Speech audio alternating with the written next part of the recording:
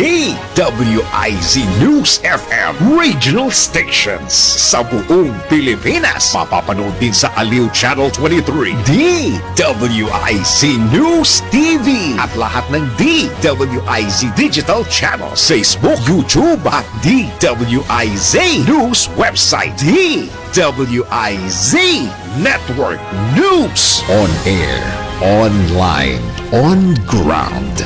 Tama ang balita, tama ang paglilingkod. Saan mang bahagi ng bayan, saan mang panig ng mundo, pinaglilingkuran ang Pilipino. Ito ang News Authority ng Aliw Broadcasting Corporation. Inaabot ang bawat isa, radyo, telebisyon at digital. DWIZ News, laging nagbabalita ng tama, naglilingkod ng tama. Miyembro ng ALC Group of Companies. Latest, pinakabago at tama. DWIZ News Catch Up. News Catch Up. Pilipinas, narito na ang tamang balita sa oras na ito. Patuloy ang mga hakbang na isinasagawa ng Philippine National Police para sa nalalapit na ASEAN-related events na gaganapin sa bansa ngayong buwan. Ayon kay Acting PNP Chief Lieutenant General Jose Melencio Nartates Jr., ipinag-utos na niya sa mga pulis sa Cebu kung saan magaganap ang ASEAN na siguruhin ang sapat na bilang ng kanilang hanay para sa mga aktibidad kaugnay sa nasabing forum. Titiyakin rin anya ng pambansang pulisya ang seguridad ng lahat ng mga delegado, kabilang ang foreign dignitaries na dadalo sa ASEAN bilang alinsunod sa direktiba ni Pangulong Ferdinand Marcos Jr. na panatilihin ang ligtas at maayos sa lahat ng international events. DWIZ News Catch Up. News Catch Up. At yan ang tamang balita sa oras na ito. Mag-follow at subscribe sa lahat ng DWIZ News digital channels: Facebook, Instagram, YouTube, TikTok, X, DWIZ News app at DWIZ News website. Ako po si John Riz Galata, nagbabalita ng tama, naglilingkod ng tama. Oras-oras nagbabalita ng tama, naglilingkod ng tama. DWIZ News Catch Up. News Catch Up.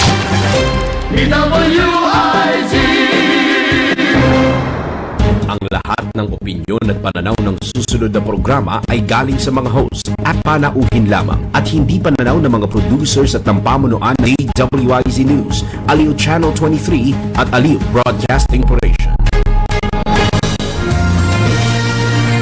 Sa himpilang may todo lakas, DWIZ nagbabalita ng tama, naglilingkod ng tama. Narito ang tuloy-tuloy na balitaan at serbisyo publiko mula alas 8 hanggang alas 9 ng gabi tuwing Sabado. Ang programang mula sa kapulisan para sa mamamayan. Ang Pulis at your service. Bagong Pilipinas. Magandang gabi, Luzon, Visayas at Mindanao. Ngayon po ay araw ng Sabado, ika-10 ng Enero ng kasalukuyang taon. Happy New Year to everyone, 2026 na po. Sa ngalan po ng pamunuan ng Pambansang Pulisya ng Pilipinas, ating pong binabati ang ating Acting Chief PNP, Police Lieutenant General Jose Melencio Corpus Nartates Jr. Sir. At syempre, batiin din po natin ang Director ng Police Community Relations, walang iba, Police Major General Roderick Augustus B. Alba Sir, at ang aming buting Director ng Police Community Affairs and Development Group, Police Brigadier General Vina H. Guzman, at syempre ang members po ng Command Group. Sirs, magandang gabi po sa inyong lahat. Magsama-sama naman po tayo ngayon ng isang oras at ako po ang inyong makakasama, Police Lieutenant Colonel Rodel Gorobat Trumata. At ako naman po si Patrolwoman Fe Octaviano at ito ang bagong edisyon ng programang Mula sa Kapulisan para sa Mamamayan.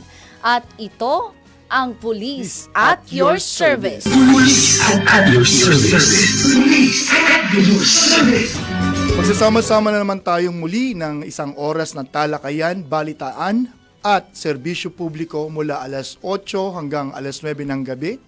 Dito pa rin sa himpilang may todong lakas, DWIZ, nagbabalita ng tama, naglilingkod ng tama. Ayan, at tayo pa rin po ay napapanood sa official Facebook page at YouTube account ng DWIZ. Gayon din po sa official Facebook page ng Philippine National Police. Kasama din natin ang ating mga kaagapay, ang technical and production staff ng himpilang DWIZ na sina Sir Aldrin Cruz, si Ma'am Chat Josue, JM Arsena, Jana Riz Acalata, Ma'am Daniela de Guzman, and Miss Winnie Trinidad. Thank you very much po sa inyong suporta at assistance. Ayan, at sa ating mga kababayan, para po sa inyong mga komento o serbisyo na maaari naming maibigay, tumawag lamang kayo sa aming hotline sa numerong 8470-175055 o di kaya sa 7746-1090 o kaya tumawag at mag-text sa 0908-136-6060. At syempre, maaari nyo po kaming masubaybayan via live streaming ng DWIZ. I-type nyo lamang ang www.dwiz882.com. At syempre sir, mamaya makakasama natin live dito sa ating studio ang ating guest na mula po sa Batasan Police Station 6 ng QCPD at ating alamin at pag-uusapan ang mga accomplishments ng kanilang istasyon. Ayan, antabayanan po natin sila mamaya. Ayan. Okay. Samantala sir, dumako naman tayo sa ating mga balita. Pumalo sa mahigit 23.5 bilyong halaga ng illegal na droga ang nasamsam ng Philippine National Police habang higit sa 67,000 na drug suspects ang naaresto sa mahigit 55,000 anti-illegal drug operations sa buong bansa nitong nakaraang 2025. Ayon sa PNP, mula Enero 1 hanggang Disyembre 31 ng 2025, nakapagpasagawa ito ng 55,843 operation na nagresulta sa pagkakaaresto ng 67,223 suspect at pagkakakumpiska ng mahigit 3.28 tonelada ng shabu, 10.79 tonelada ng pinatuyong marijuana, 3.37 milyong piraso ng marijuana kush, cocaine at ecstasy. At sinabi din ni Acting Chief PNP, Police Lieutenant General Jose Melencio C. Nartates Jr., patunay ang mga bilang ng tuloy-tuloy at makataong kampanya laban sa iligal na droga, alinsunod sa direktiba ng Pangulo para sa isang bloodless at makataong pagpapatupad ng batas. Dagdag pa niya, mula Agosto 26 hanggang Disyembre 31, taong 2025 ay halos 11.3 bilyon na ang nasamsam na iligal na droga, katumbas ang 45% ng kabuuang nakumpiska ngayong taon. Tinitiyak ni Police Lieutenant General Nartates na lalo pang papaigtingin ng PNP ang kampanya kontra iligal na droga sa 2026 sa pamamagitan ng mas pinalakas na intelligence operation, pakikipagtulungan sa komunidad at walang humpay na pagtutugis sa mga drug syndicate. Kinumpirma ng Philippine National Police Anti-Cybercrime Group o PNP-ACG na bumaba ang bilang ng mga cybercrime incidents na naitala noong 2025. Bunsod ng pinaigting na law enforcement operations laban sa online fraud at digital scams. Ayon sa PNP-ACG, mula Enero 1 hanggang Disyembre 4 ng 2025, halos kalahati ang ibinaba ng online selling scams mula 3,025 na kaso noong 2024 patungong 1,525 kaso noong 2025. And sir, bukod pa rito, malaki rin ang ibinaba ng investment scams mula 1,101 hanggang 291 na lang na kaso. Hijack profile scams mula 604 hanggang 183 at phishing mula 589 hanggang 80 lang na kaso. Gayunpaman sir, binigyan din ng PNP na patuloy pa rin ang pagbabago ng mga modus ng cybercriminals kung saan nananatiling binabantayan ang job at task scams, online loan scams at impersonation scams. Ayon kay Acting Chief PNP Police Lieutenant General Nartates Jr., lalo pang papaigtingin ng PNP ang anti-cybercrime campaign ngayong 2026 sa pamamagitan ng mas pinalakas na intelligence, enforcement at pakikipagtulungan sa iba't ibang ahensya. Ayan, at para naman sa ating ikatlong balita, sir, bunga ng pinaigting na masigasig sa kanilang sinumpaang tungkulin. Nakapagtala ang PNP ng 84,567 na pag-aresto sa mga wanted persons nitong nakalipas na taong 2025. Yan ang ibabalita ng ating PNP correspondent na si Patrolman Adrian Dayao. Nakamit ng Philippine National Police ang 84,567 na pag-aresto sa mga wanted persons sa buong bansa noong 2025, kabilang ang 22,535 most wanted at 62,032 wanted individuals. Ayon kay Acting Chief PNP Police Lieutenant General Jose Melencio Nartates Jr., hindi titigil ang PNP sa kanilang operasyon na nagpapakita ng mas matalinong at epesyenteng pagpapatupad ng batas. Dagdag pa niya, ang matagumpay na kampanya laban sa mga wanted person ay bunga ng mas mahigpit na koordinasyon sa korte, mas maayos na pag-validate ng warrants at tuloy-tuloy na ground operation. Samantala, pinangunahan ng National Capital Region, Calabarzon at Central Luzon ang bilang ng mga pag-aresto, habang nakapagtala rin ng makabuluhang resulta ang Bangsamoro at bagong tatag na Negros Island Region. Patunay ito na tuloy-tuloy ang paninindigan ng PNP para sa ligtas at mapayapang pamayanan at pagtitiwala ng publiko sa kapulisan. Ito ang bagong PNP para sa bagong Pilipinas, serbisyong mabilis, tapat at nararamdaman.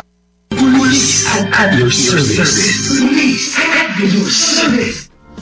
Mahigit 165 milyong pisong halaga naman ng illegal na droga ang nasamsam ng Iloilo Police Provincial Office itong 2025. Narito ang report ni Patrolman Edwin Baris. Isang malaking tagumpay ang naitala ng Bohol PNP sa kampanya kontra illegal na droga matapos mabigo ang isang transaksyon ng shabu sa Barangay Dampas, Tagbilaran City, Bohol. Isinagawa ang operasyon nitong ika-6 ng Enero taong kasalukuyan, bandang alas 11:06 ng gabi sa pamumuno ni Police Colonel Patricio Sidigay Jr., Provincial Director ng Bohol Police Provincial Office. Ikinasa ang operasyon ng pinagsanib PERSA ng Intelligence Unit at Provincial Drug Enforcement Unit ng Bohol kasama ang Tagbilaran City Police Station na humantong sa pagka-aresto na isang high-profile drug personality. Kinilala ang pangunahing suspect na si alias Babas, 39 anyos,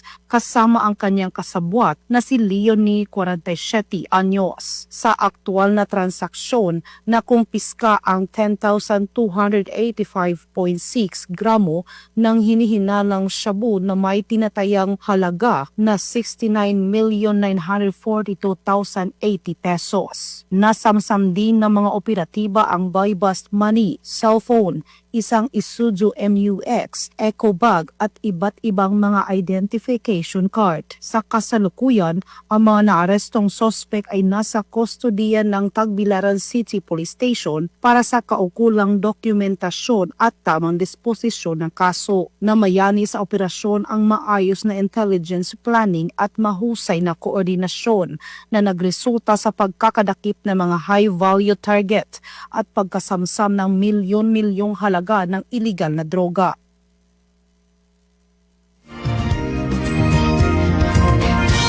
Maraming salamat, Patrolwoman Cañedo. At ang seguridad para sa gaganaping Sinulog Festival ngayong buwan, PNP handang-handa na. Patrolman Don Brosas sa detalye.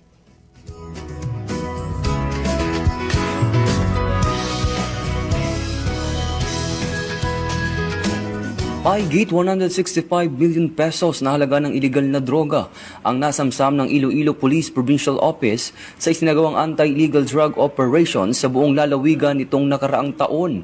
Simula January 1 hanggang December 31, 2025, nagsagawa ang Iloilo PPO ng 371 anti-drug operations na nagresulta sa pagkakaaresto ng 550 na katao at pagkakumpiska ng 24,488.84 gramo ng shabu at 72.43 gramo ng marijuana na may kabuang halagang 165,976,589.08 pesos. May kabuang 1,071 na kaso ng paglabag sa RA 9165 ang naihain sa korte. Sa kampanya laban sa mga wanted person, nakapagsagawa ang Iloilo PPO ng 975 na operasyon na humantong sa pagkakaaresto ng 287 most wanted individuals at 685 na iba pang wanted persons. Nasamsam din ang 608 na loose firearms habang 290 na katao ang naaresto sa 95 na operasyon kontra iligal na sugal. Bukod dito, 654 na individual ang nahuli sa illegal fishing operations. 221 naman sa illegal quarrying at 14 sa illegal logging. Ito ay patunay na magandang ugnayan ng kapulisan, komunidad at lokal na pamahalaan upang masiguro ang kapayapaan at kaligtasan ng lalawigan. Police at your service. Police at your service. Nagsagawa ng send-off ceremony ang Police Regional Office 7, katuwang iba't ibang sangay ng pamahalaan upang tiyakin ang kapayapaan at seguridad sa nalalapit na pagdiriwang ng 461st Fiesta ng Senior Santo Niño at Sinulog Festival 2026. Ang seremonya ay ginanap sa Cebu City Sports Center nitong Lunes, Enero 5 ng taong kasalukuyan. Ang aktibidad ay nagsilbing formal na hudyat ng pagsisimula ng isang linggong pagdiriwang at binigyang diin ang diwa ng pagkakaisa, pagmamalaki ng komunidad at paggalang sa mayamang pamana ng kultura at relihiyon ng Cebu. Pinangunahan ang seremonya ni Police Brigadier General Enrico A. Maranan, Regional Director ng Pro7. Sa pagbubukas ng programa, isinagawa ang pananalangin at pagbasbas para sa mga tauhan at sasakyang gagamitin sa deployment ng mga puwersang pangsiguridad. Tinatayang halos 7,000 tauhan mula sa iba't ibang sektor ang pinakilos upang matiyak ang kaligtasan, seguridad at maayos na daloy ng mga aktibidad. Kabilang dito ang mga ahensya nagpapatupad ng batas, mga tanggapan ng pamahalaan, mga force multipliers at mga voluntaryo mula sa komunidad. Isinasagawa ang mga operasyong pansiguridad sa pamamagitan ng mahigpit na koordinasyon ng Philippine National Police, AFP, Philippine Navy, Philippine Coast Guard, BFP, BGMP, Office of the Civil Defense, Cebu City Disaster Risk Reduction and Management Office at Cebu City Traffic Office. Muling pinagtibay ng Police Regional Office 7 ang pangako ng lahat ng puwersang pansiguridad na magtulungan at maghanda ng mabuti upang matiyak ang isang ligtas, maayos at matagumpay na pagdiriwang ng Sinulog Festival 2026. Police at your service. Police at your service. Ayan, maraming salamat po sa ating mga PNP correspondent.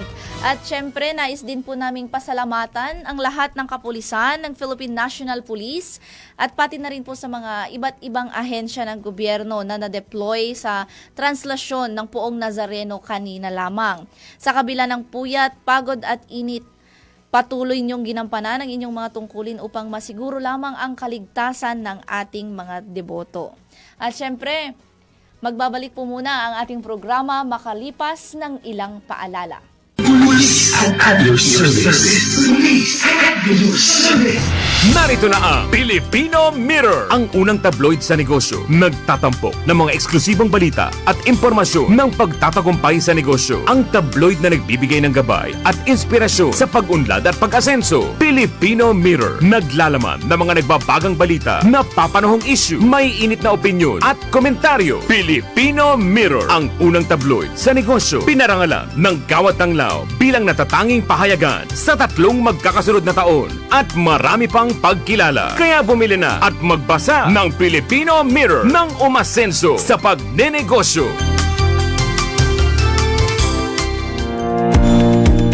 Ipinadama ng pandemya sa atin ngayon ang epekto at halaga ng may ipon. Kung nais mong matulungan sa pagpaplano ng inyong kinabukasan at ng inyong pamilya, bumisita sa Fortune Life website www.fortunelife.com. Siguraduhin i-like at i-follow ang kanilang Facebook page at Instagram account. I-search lamang ang Fortune Life PH. Fortune Life, securing your tomorrow, today. Nakikita pa ba ang pagmamano sa mga Pilipino ngayon, lalo na sa mga kabataan ngayon? Meron siguro, pero yung iba, inuutusan pa. Huwag sanang mawala ang tradisyong ito na nagpapakita ng paggalang sa nakatatanda. Atin ito, Pinoy ito. Kapag nakakita ng kabataan, paalalahanan at tanungin, nagmano ka na ba? Isang paalaala para walang makalimot. Hatid ng ALC Group of Companies. Aliw Broadcasting Corporation. Station DWIZ News Nationwide. DWIZ News FM Regional Group. Home Radio 97.9. Aliw Channel 23. City State Properties and Management Corporation. Vista Hotel. Manila Grand Opera. City State Tower Hotel. City State Asturias Hotel Palawan. Eternal Gardens. Eternal Plans. Eternal Crematory Corporation. Eternal Plans. Mortuary and Chapel Services. Asian Security Services. And Investigation Agency. Eastern Defender Security and Services Inc. At ng Red Falcon Detective Agency Inc. Dahil ang balita hindi tumitigil. Dahil ang balita tuloy-tuloy na nangyayari. Dapat alam mo ang latest kahit ang mga taong nasa likod ng balita. Kaya makibalita kay Senyor Balita! Araw-araw, Lunes hanggang Biyernes, kasama si Ray Pacheco. Live na mapapakinggan sa DWIZ.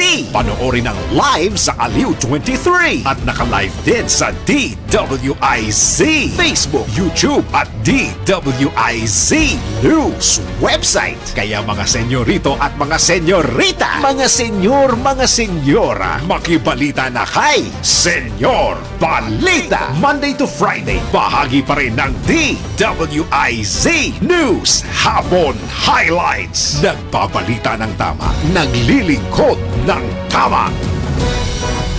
Papalakas ng papalakas, palinaw ng palinaw. Mga balita at impormasyong naiintindihan dahil malinaw mong nalaman. Tutok lang sa DWIZ. Mula umaga hanggang gabi. Updated on air and online. DWIZ. Nagbabalita ng tama. Naglilingkod ng tama. Latest, pinakabago at tama. DWIZ News Catch Up. News Catch Up. Pilipinas, narito na ang tamang balita sa oras na ito. Natugunan ng Philippine National Police ang 141,000 legitimate emergency calls mula August 26 hanggang December 31, 2025 sa pamamagitan ng Unified 911 System. Sinabi ng PNP na ang mga tawag ay binubuo ng 36,863 reports para sa police-related incidents, 12,656 para sa medical assistance at 3,248 ang fire-related incidents. Ang iba pang uri ng emergency call ang bumuo sa natitirang 88,876 calls. DWIZ News Catch Up. News Catch Up. At iyan ang tamang balita sa oras na ito. Mag-follow at subscribe sa lahat ng DWIZ News digital channels. Facebook, Instagram, YouTube, TikTok, X, DWIZ News app at DWIZ News website. Ako po si John Riz Galata, nagbabalita ng tama, naglilingkod ng tama. Oras-oras nagbabalita ng tama, naglilingkod ng tama. DWIZ News Catch Up. News Catch Up. DWIZ. Police at your service. Police at your service. Mga police at your service dito sa Himpilang May Todong Lakas, DWIZ. At ang oras sa buong Pilipinas, sa buong Kapulaan ay ganap ng 8:22 ng gabi. Ayun, 8:23 na, Fe. Ayan, sir. Siyempre, ipakilala na po natin ang ating guest. Siya po ang Station Commander ng Batasan Police Station 6 ng Quezon City Police District. Police Lieutenant Colonel Aljun B. Belista. Sir, magandang gabi po at Walang welcome palakpak. po sa ating programa dito po sa Police at Your Service. Sir, bumati po tayo sa ating mga manonood at tagapakinig. Magandang gabi po, Sir Rodel and Miss Pe, at sa lahat ng nanonood at nakikinig dito sa Police at Your Service program. Ayun. Baka gusto mong batiin ng mga matitikas na tropa natin dyan sa Batasan Hills. Po. Diyan ako dumadaan, pauwi, papuntang Caloocan.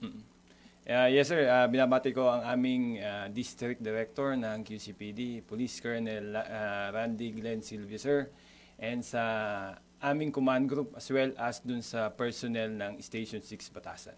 Magandang gabi sa inyo lahat. Ayun. Alam mo ba, yan ang pinakabising lugar. Yes, Kasi walang oras na walang sasakyang dumadaan. Yes, sir. Tama po kayo, sir. Tama. Totoo, sir. Busy Common yan. ba? Ano yata yan eh, 10 to 12 lanes. Buti na lang nagkaroon na ng train, parang train na dinedevelop. Kaya nabawasan ng 2 lane. Ayan, napakalahaba niyan. Mula sa EDSA, papunta dun, papasok hanggang sa SM Preview. Lagi ako dumadaan dyan. Alala ko noon, kabataan ko, may iba nung time ako magtanong, para may ano lang. Pagka pumapasok ko sa trabaho noon, nung pumasok ko sa isang mall dyan, yung sasabit ka sa jeep, nung civilian pa lang ako. Kailangan mong kumapit na how many hours. Kasi talagang ang hirap sumakay pag commuter ka noon. By the way, Happy New Year, by the way, Aljun. Yes, si Aljun. New Year, sir. Class 2011 ng PNPA. Happy New Year, Happy New Year. Happy na New Year pa. Nung nagdaang taon, di ba, isa sa mga direktiba ng ating pamunuan ng Philippine National Police, yung indiscriminate firing. Regardless kung ikaw ay nasa uniform service or not, as a responsible owner of ng isang baril, meron ba kayong mga recorded incidents of violating that directive or anybody who found committing such a criminal act? Sa amin, sir, wala po kaming na-record na indiscriminate. Wow, congratulations. Matikas ang station commander. Yes po, sir. Payapa, Maybe epekto sir. to, sir, ng ano namin, ng continuous na patrolling nung time na yon. Kasi, and also yung reminding namin sa mga police na wag talaga tayo mag-involve sa ganyan na ano. Kasi siyempre pag pinutok mo yung baril mo, you are not sure at yung intensity, yung impact ng bala once it reach the highest peak pababa, mas malakas yung impact nun pabagsak. So kawawa naman kung anybody na walang ginagawa, nagkakape ka lang. Biglang tatamaan, Tinamaan ka, tapos biglang puti na lahat ng paligid mo. Nasa kabilang buhay ka na. Kawawa ka naman. So, saludo po tayo sa pamunuan po ng QCPD. Siyempre, hindi lang kapulisan yan. Sigurado, pati yung local government unit and other force multiplier. And of course, the support of our locals in Quezon City and Batasan Hills. Curious lang ako, bukod sa dinadaanan ko palagi yung Batasan Hills, nakikita ko yung malaking building doon ng anong building yun? Ombudsman ba yun? Or Sandigan yun. Sandigan, okay.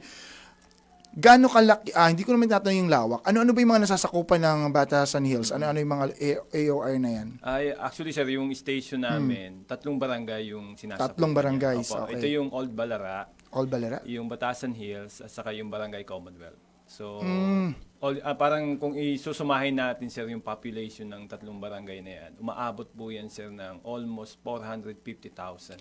Yung talaga registered Population, sir. Based yan pa, sir, nung 2020 na census. Pero dumadami yung tao pagka traffic. Yes, sir. Yung mga passers-by. Opo. Tsaka ang dami kasing business establishments na kasi maraming dyan wet market. Yes po, sir. Yan nakikita mo along the highway yan. Yung Litex, sir, saka Commonwealth Market dyan. Tsaka doon maraming bilihan ng kambingan sa gilid. Stopover. At tsaka may mga intersection dyan na galing sa looban tapos palabas. Tapos may mga bus. Ayun ako, lawak-lawak talaga. Kasi nagdadrive ako dati ng computer. Kabisado kahit nakapikit ka. Tapos, kumusta naman yung di ba sabi mo sa laki ng populations ng area at yung number ng tao doon at iyon ay a busy area na malaki ang public convergence. Yung sa crime rate, especially dun sa mga domestic crimes na nai-involve yung ating mga kababayan at syempre may mga nabibiktima. Paano ang inyong statistics doon at anything na nakikita nyo para ma-prevent or any intervention for that matter? In terms po, sir, dun sa aming crime stat, bumaba po tayo dun sa tinatawag nating index crimes. Okay. So ito yung sir, yung crimes against persons, yung crimes against property. So based dun sa data natin, sir, as compared kung 2024 at saka 2025, bumaba siya ng ng mga incidents na record sa amin. Sa tingin mo bakit kaya siya bumaba? Maybe malaking factor, sir, yung siyempre yung mobile patrolling natin, yung patrolling, police presence. Yes, sir. And yung ini-implement namin, sir, ng mga Oplan Bandilyo, Oplan Galugad, mga ganun services. Parang yun yung naging best practice namin dyan sa QCPD, sir. Ayun. Napaka-importante, Faye, yung police presence and visibility. Oo, Yes. sir. Sabi na pag may bantay, tahimik ang taong bayan. So, at kahit naman siguro andyan ng pulis, kung wala ding suporta ng taong bayan, Oo, lalo na sir. kanila Aljun. Si Aljun, malakas ang tiwala ng taga Batasan Hills. Yes po. Okay, congratulations. Bukod sa wala na silang cases ng indiscriminate firing, Bumababa pa, sir. bumaba pa yung criminality or yung index crime nila sa mga crimes against persons and property. Aba, something to be proud of. Hindi kaya sila awardee sa darating na PNP Day because they were Oo able nga, to sir. reduce the incidents and other criminalities within their AOR. Ano ba pwedeng itanong natin kaya bukod sa puri at accomplishment na sasabihin sa atin dito? Oo May nga, good, sir. may bad news na kaya may good news. Sige, tingnan natin. Sir, baka nais mo pong ibida sa amin ang Yun, biggest accomplishment po ng inyong operational istasyon accomplishment or kahit administrative. Sir, meron po kasi tayong tinatawag, sa amin sir, na flagship program sir. Flagship programs Dun ng sa flagship programs na yun sir, yung crimes, yung campaign against illegal drugs, yun po yun sir. isa sa mga ano yun. Illegal drugs, sa- firearms, oo. saka yung wanted persons, saka yung loose firearms sir. And dito po, dyan sa apat po na yan, nakapagtalaho tayo ng mataas po na mga accomplishments sir. Naku, parang may makikita ko may aawardan yata sa darating na PNP Day. Yes sir. Para sa kalaman po ng ating mga manonood at tagapakinig, isa sa mga kumpanya ng ating pamunuan ng Philippine National Police, ng ating Acting Chief PNP, Police Lieutenant General Nartates Jr., yung bloodless campaign sa drugs. Isa sa mga pinagmamalaki natin na marami tayong nakumpiska, na aresto, but a minimal number of those casualties during the operations. Kasi we save lives and protect lives as well as property. At syempre, malaking contribution ng Batasan Hills dun. Kasi pagka binuo mo yung bawat accomplishment ng bawat police units all over the country, that is already a biggest accomplishment not only for the Philippine National Police, syempre, para sa bayan ng Pilipino. Ipanalo natin ang kinabukasan ng ating mamamayan. Paano naman ninyo ilarawan yung buong performance ninyo sa istasyon? Kasi may mga unit na sabi nila, kami ay finest. Yan. Yeah. Sa inyo naman, ano naman lang inyong mantra? Paano mo sasabihin pagka sinabi mong Batasan Hills, kami ang BC Road of the year? In terms doon sir sa aming accomplishment, above average po kami. Actually sir, Above average. Yes sir. Actually last year sir, awardee po kami yung na best SDU sir. Meaning yung Station Drug Enforcement Unit ng buong NCRPO sir. Wow. Yun yung Batasan po yung nanalo doon sa best SDU unit sir. Sa tingin nyo, bakit? Bakit kayo ang leading to that kind of operational accomplishment as compared to other units within the NCRPO? Kasi ang laki-laki ng NCR, 5 distrito yan. Oo, Yes sir. po sir. Kasi I think sir nung last year, aggressive po talaga yung campaign namin sa illegal drugs and medyo malaki-laki talaga yung mga nakuha namin. Comprehensive talaga. Yes po. At saka yung mga napakulong namin, nahuli, marami po talaga. Yung consistency ng kanilang operation, ibig sabihin ang taas ng motivation at efforts nila. Kasi ang mga tao natin, pag alam nilang high moral ka talaga, yung ando doon yung dedication mo to the work, and then andyan ang support ng organization at ng mga stakeholders, syempre ng community, malaking impact yan kasi collaborative partnership yan between the community and the police. Yes, Kaya congratulations po, hindi lang po sa kapulisan ng Batasan Hills, especially yung mga locals po dyan. Yes sir. Yes po, sir. Yes sir. Sir, matanong ko lang din po, sir. Total, nasabi niyo po, sir, na bumababa po ang index crime sa nasasakupan niyo po, sir. Sir, ano po kaya ang mga particular po na programa or strategy niyo po na napatunayang epektibo po sa ating nasasakupan para po bumaba yung mga crime rate po? Like nang sinabi ko, Miss Pe, kanina, yung police presence po talaga, napaka-effective niyan. Kasi kung maraming pulis po makikita dyan sa labas, deterrent po yun talaga sa crime. And kung nakadaan kayo po dyan sa Commonwealth, madami po talaga dyan na tao. And dun namin nilalagay yung aming mga pulis. And aside from that, sir, ma'am, meron po kami mga pinapatupad na mga best practices like yung sabi ko kanina, yung Oplan Galugad, which is yung sinusuyod talaga namin yung mga kasulok-sulukan ng mga every barangay para maabot namin yung mga tao doon, as well as yung yung bandilyo namin, yung para 'di ba kung halimbawa maraming tao, nagbabandilyo kami doon, tapos inaano namin kung pwede, ingatan yung mga gamit nyo para hindi kayo madukutan, manakawan, parang gano'n. Isa sa mga natin, meron tayong tool. Meron tayong SIRAS. At alam nyo ng bawat station sa different parts of the Philippines, meron tayong mga areas of concern. May mga tinatawag na crime clock. Yes, sir. Lalo na merong mini-maintain na statistics po ang ating kapulisan na when to exert more effort for the presence of the policemen and to give reminders. Siyempre, pag madalas dito ang krimen, sigurado doon nila nilalagay yung mga kapulisan natin. Yung strategic positioning of our deployment of our personnel to ensure peace and order. Galing, di ba? Very basic lang kay Aljun. Kaya sila awardee. At siyempre, napakaganda rin yung accomplishment nila not only to the prevention of crimes, yung paghuli ng droga. Kasi yan talagang sumisira sa kinabukasan ng bayan natin. Hindi lang ng kabataan, ng bayan natin. Oo, sir. Imagine mo yung pag when you are using drugs, basically, kailangan mong masustain yung usage nun. Magnanakaw ka, gagawa ka ng krimen, at kung under influence ka ng drugs, maaari ka pang makapatay ng tao, ng mahal mo pa sa buhay. Kaya pala medyo kukonti na lang nababasa ko mga balita dyan sa about Batasan News at sa Commonwealth. Kasi nandiyan pala si Aljun. Okay, doon naman tayo sa ibang usapin. Ano naman yung mga pangunahing hakbang o programa ninyo sa istasyon para mas lalong mapalapit yung mamamayan sa kapulisan?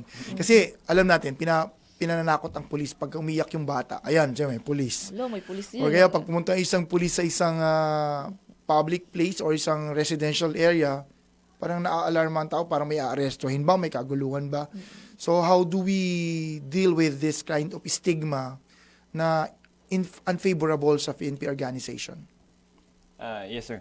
Aside from dun, sir, sa, di ba sabi nyo kanina, mapalapit yung police sa community. And nagkakandak ko kami, sir, ng mga barangay visits. So, yung barangay, since 3 yung barangay namin, so medyo madali lang siyang puntahan. Pero, ang challenge dun, malaki kasi. Ngayon, pag pumupunta ho kami sa barangay, nagkakandak kami ng barangay visits, hindi lang ho dun sa, yung halimbawa, sir, yung badak, hindi lang ho dun. Pumupunta ho din kami dun sa concern ng women saka sa children. Kasi meron din tayong mga desk na ganun, sir. So, meaning, inaalam din natin kung anong concern ng barangay about dun sa mga ganon na problema. So, aside from dun, sir, nagpupunta tayo sa mga purok leaders ng barangay, which is yung sa mga purok leaders, sir, kasi dyan sa Batasan, sir, marami ho dyan, in Commonwealth, marami ho purok leaders dyan. Kasi malaki yung area.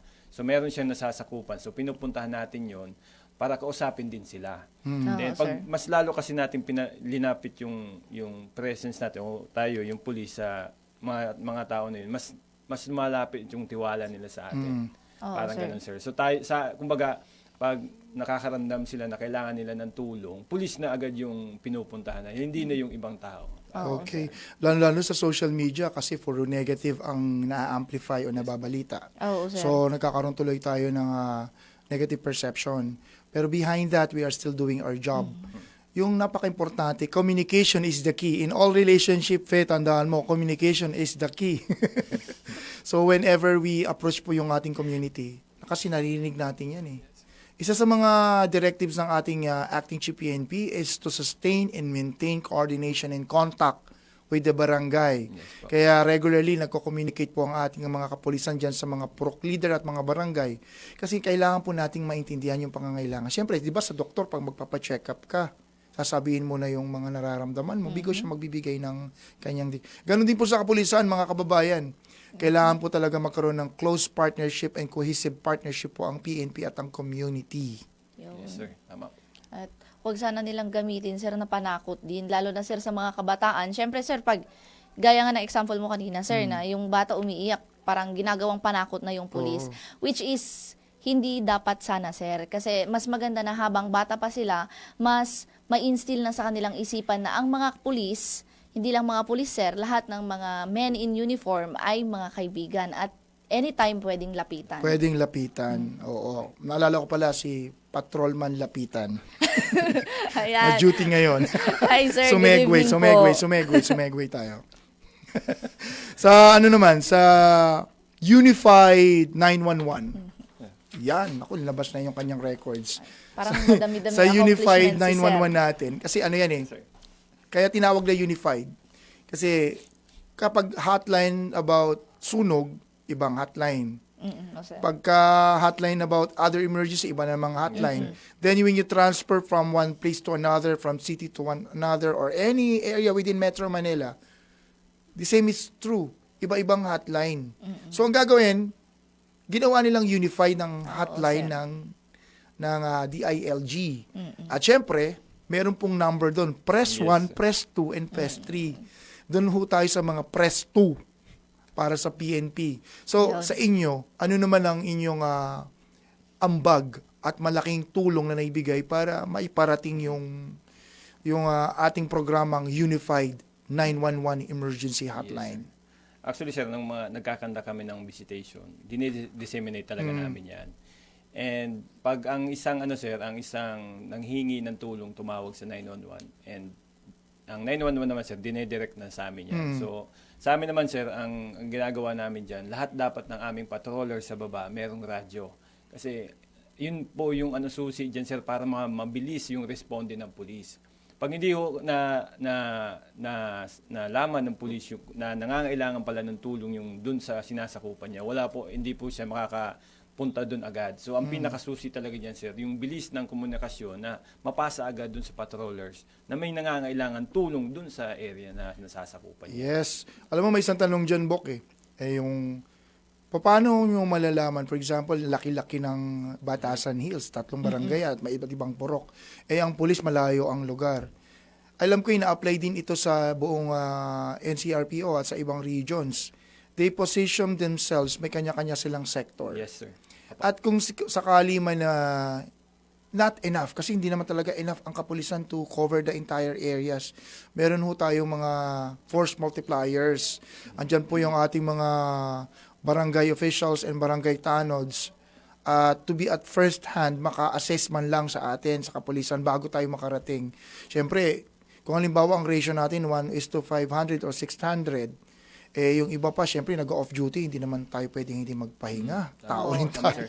Tao lang din. Baka hindi na tayo kilala ng anak natin pag uwi natin sa mga bahay, hindi tayo kilala ng mga magulang natin kasi we are always on duty 24/7. However, it is part of our job. Kaya, we are very much confident na yung Unified 911 na yan, Yes, sir. nakaposition yung mga tao natin accordingly, Yes, sir. base sa demand ng ating trabaho. Yes po. Yes po, sir. Linagay po namin sa mga area na strategic, sir, yung mga police namin. Kasi may mga lugar talaga na mahirap pasukin, especially yung mga eskinita, sir, lalo na dyan sa area ko. Oo, sir. And ang pinaka-effective talaga dyan sa mga area na yun, sir, yung motor.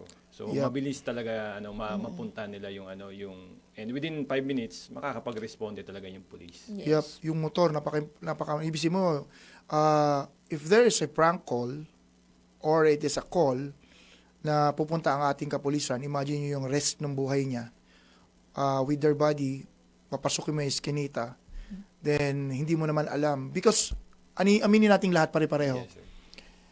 Kilala na tayo ng kalaban, pero hindi natin kilala sinong kalaban Sino natin. ang kalaban? Kilala nyo kaming pulis, pero hindi namin alam kung sino sa inyo yung aming kalaban. Pero kaya nga pagka lumabas po kami sa aming mga tahanan at nagserbisyo sa inyo, kalahati po ng aming katawan ay nasa hukay. Kaya kung sino man po yung ating mga kapulisan na patuloy na nagsisilbi, pinapasok ang iskinita na nakamotor, saludo po kami sa inyo at thank God for making it safe and alive back to your station and to your families. Lalo-lalo sa stasyon mo nga, ang daming iskinita doon. Oo, sir. Madami talaga. Sir, ano naman po yung mga hamon po na nararanasan po natin sa pagpapatupad po ng ating Unified 911?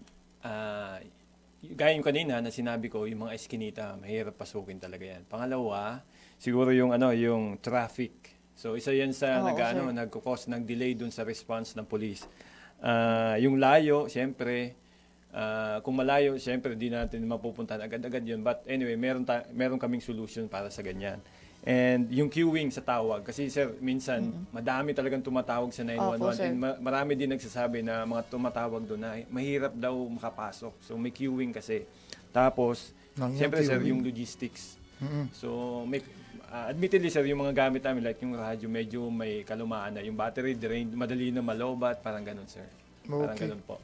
Yung ibig sabihin na there is always a limitations in all our operation. It is beyond our control. Pero ang mga Pilipino dyan magaling. Punong-puno ng initiative. Pag walang magic sarap o rekado, maraming ire-rekado dyan. As in, buhay na buhay ka na.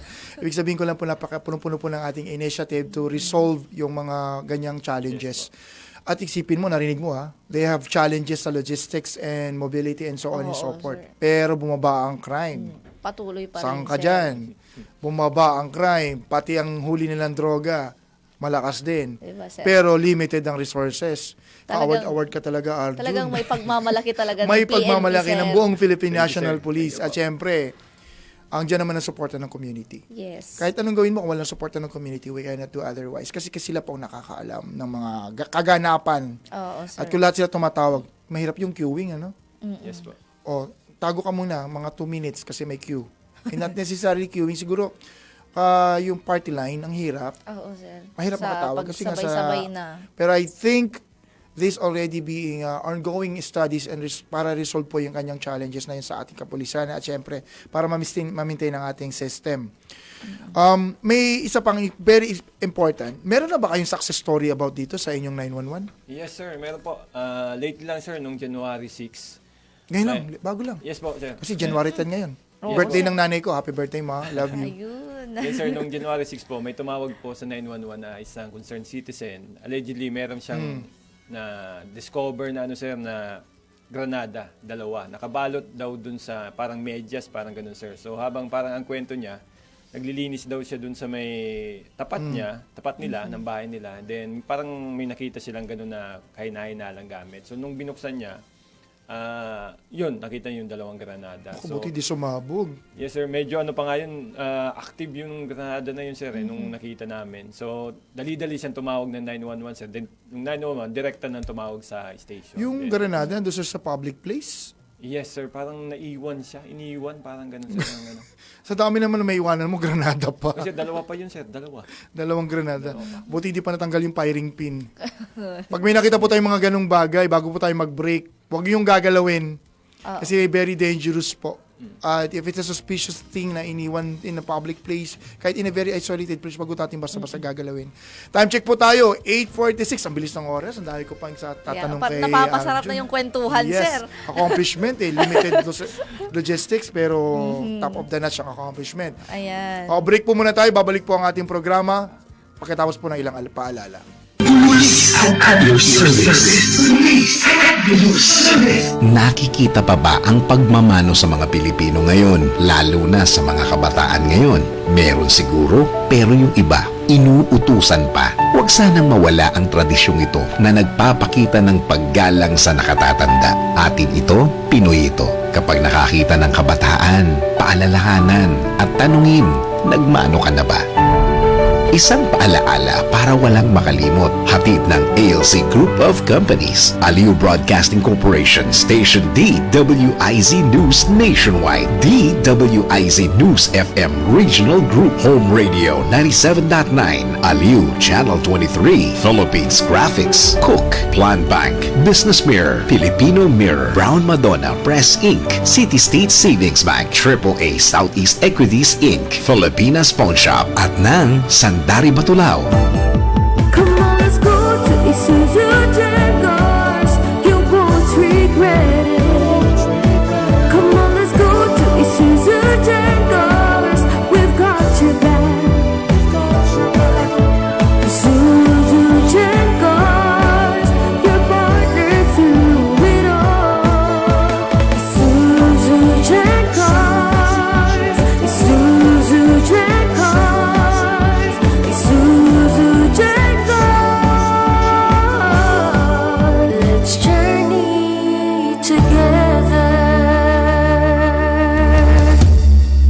Visit Isuzu Gencars Makati, Isuzu Santa Rosa, Isuzu Batangas Santo Tomas, Isuzu Batangas City, Isuzu San Pablo, Isuzu Legazpi, and Isuzu Naga. Ang mga malalaking mga balita, ang mga matitinding mga pinag-uusapan, ang mga maiinit at pinagtatalunang mga issue. Lahat hagip, lahat malalaman. Hindi lang sa buong Metro at Mega Manila. Kasama na ang buong Pilipinas. Hahagupit na ang mga malalaking issue sa Ronda Pilipinas. Live na live sa DWIZ AM Metro at Mega Manila. Naka-live din sa DWIZ News FM Regional Stations. Naka-live din sa Radyo Ronda AM Radio sa Pilipinas. Live ding mapapanood sa Aliw 23 Free TV. At naka-live din sa lahat ng DWIZ Digital News Accounts, Facebook, YouTube at DWIZ News website. Ronda Pilipinas. Wala nang mahuhuli sa balita. Wala nang maiiwanang issue na hindi mo alam. Ngayon, updated ka na sa Ronda Pilipinas. Kasama si Dennis Antenor Jr. Ronda Pilipinas. Monday to Friday, 10 a.m.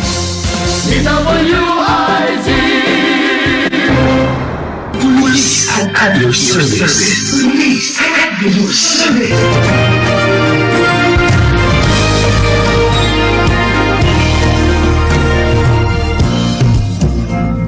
Ayan, nagbabalik po ang ating programang Police at Your Service. Dito lang po sa may himpilang may todong lakas. DWIZ. Nagbabalita ng tama, naglilingkod ng tama. Ayan, sir, napakabilis ng oras. Parang Batasan Hills. Nagbabalita ng tama, naglilingkod ng tama. Ang bilis ng oras, sir. Ang Ano? cute Ang naman dami ng pa tawa. sana nating katanungan kay sir. Pero, syempre, sir, pwede po bang magbigay? Parang nalulungkot ka, alis na si Sir mo. Hindi naman, sir. Pero syempre, parang madami pang ipagmamalaking accomplishments Okay. si sir Bukod sa may atin. nakalimutan ka ba bang gusto sabihin na accomplishments mo? Wala na po, sir. Okay na Wala po. na. Oo, sir. Nahiya na siya. Na-intimidate. Okay, may we hear na lang yung Mensahe. congratulatory words mo. Yun na lang. Huwag ng parting words. Okay. Any words or message to the people, locals of Batasan Hills in the same time? Siyempre, yung mga snappy natin ng buong tapang na sinusuot yung mga iskinita na nakamotor ng mga kapulisan natin. Sige, go ahead. Sa mga locals po ng Batasan, sa nasasakupan ng Batasan Police Station 6, ina-assure namin na ang Police Batasan ay laging handa, laging nandyan para magsilbi sa inyo. So, I take this opportunity siguro para hingin din namin yung tulong ng mga nandyan na kung pwede tulungan nyo po ang PNP Batasan kasi hindi po namin kayang magampanan kung wala yung tulong ng public. So, kung meron kayong impormasyon na mga about sa mga illegal, mga krimen na nangyayari, ipagbigay alam nyo sa amin para kami naman po ay a-actionan namin, pupuntahan namin, respondan namin siya ng agad-agad. Then, I take also this opportunity para magpasalamat kay Sir Rodel, kay Miss Pen Yes po, sir. sa pag-invite dito sa amin, para maging host dito, ay guest dito sa programang ito. Ayun. Malapit na siya maging host. Gusto niya maging host eh. Sir, pwede din po. Okay, maraming salamat. Thank you, sir. Police Lieutenant Colonel Arjun Belista, PNPA Masaligan Class of 2011. Alam mo ba nung tactical officer ko sa PNPA, sila ang kauna-unahang 4th class plebe na nabantayan ko. Napaka-submissive nila, hindi sumakit ang ulo ko talaga. Very promising. Ngayon, Lieutenant Colonel, pareho na kami ng rank. Yes. Congratulations, and you're making Congratulations po, our sir. alma mater proud. Saludo tayo sa Batasan Hills. Siyempre, yung mga tropa natin dyan sa Batasan. Yes po, sir. Ipagdasal po natin ang kooperasyon at kaligtasan ng mga mamamayan at ng kapulisan, maintaining peace and order and preventing crimes. Siyempre, greet natin yung mga tropa natin sa PKG. Mahaba-haba pa yung oras natin. Yes po, sir. Greet Okay. natin. Ako muna. Sige, sir. I-greet ko muna ang aming aning division, ICDD, Information Communication Development Division, sa pamumuno po ng aming pinakamamahal, very supportive and active Division Chief. Police Lieutenant Colonel Brenda Garcia, ma'am. Mahilig pong magluto yan ng pansit. Oo nga. Ako, syempre. Nag-aabang na yung merienda Yung mga siya section sa Lunes. chiefs natin, lalo-lalo na yung hindi na yata umuwi, si Police Captain Cherry Vicente.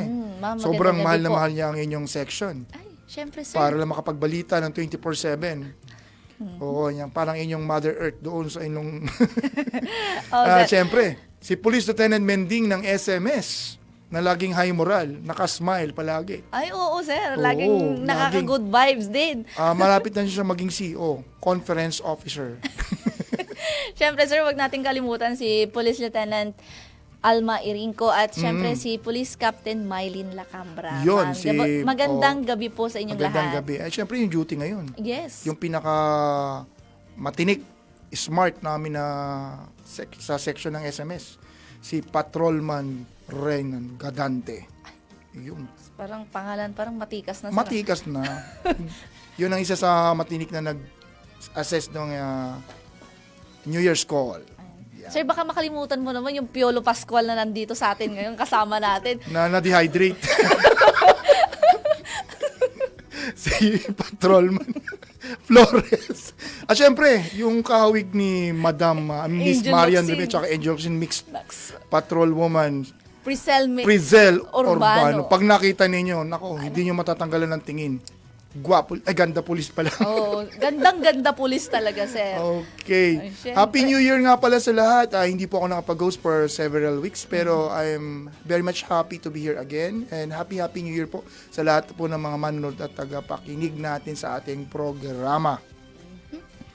Sa ating mga tagapakinig, maraming salamat. Salamat po sa inyong pagsubaybay. Hanggang sa susunod na Sabado, magkita-kita muli tayo alas 8 hanggang alas 9 ng gabi. Dito pa rin sa himpilang may todong lakas DWIZ. Nagbabalita ng tama, naglilingkod ng tama. Ayan, kami pong muli ang inyong nakasama ngayong gabi. Ako po si Patrol Woman Fe Octaviano. At bago ako magpakilala ulit, binabati ko aking mother. Happy birthday po.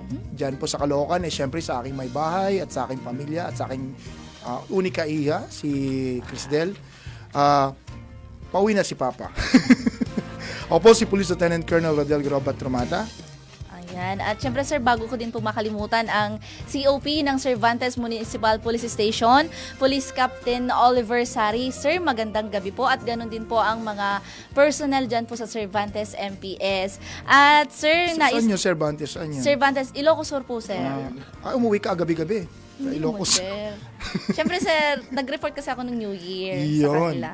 At siyempre, sir, nais ko din pong i-congratulate ang mga nag-take ng bar exam, lalong-lalo na po dyan po sa University of Northern Philippines, Vigan City. Ayan. At syempre, si Sir Ian at si Ma'am Angela na kasalukuyan daw nanonood ngayon sa ating programa. Magandang gabi po sa inyo dyan sa Nueva Ecija. Okay, muli, congratulate natin yung mga pulis natin, kapulisan, lalo na dyan Yes, sa sir. NCRPO. Madami At yung din mga po sila. nearby units ng PNP, they were able to make it a successful, ulitin ko, translasyon. Tama ba? Translasyon. ng Ayan. poong Nazareno. Yung may Ayan, sir. sinsang dila ako, kumakanan.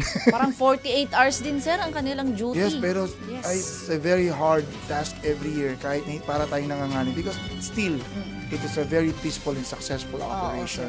Saludong-saludo At sa po. ating mga other agencies and locals po at mga partners po natin and NGOs na tumulong po para sa successful operation para sa ating translation.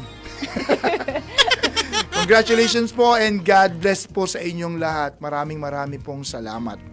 Kami po ang bagong PNP sa bagong Pilipinas, serbisyong mabilis, tapat at nararamdaman. Ito po ang programang mula sa kapulisan para sa mamamayan. Ito ang Police at your service. Mula sa himpilang may todo lakas, DWIC.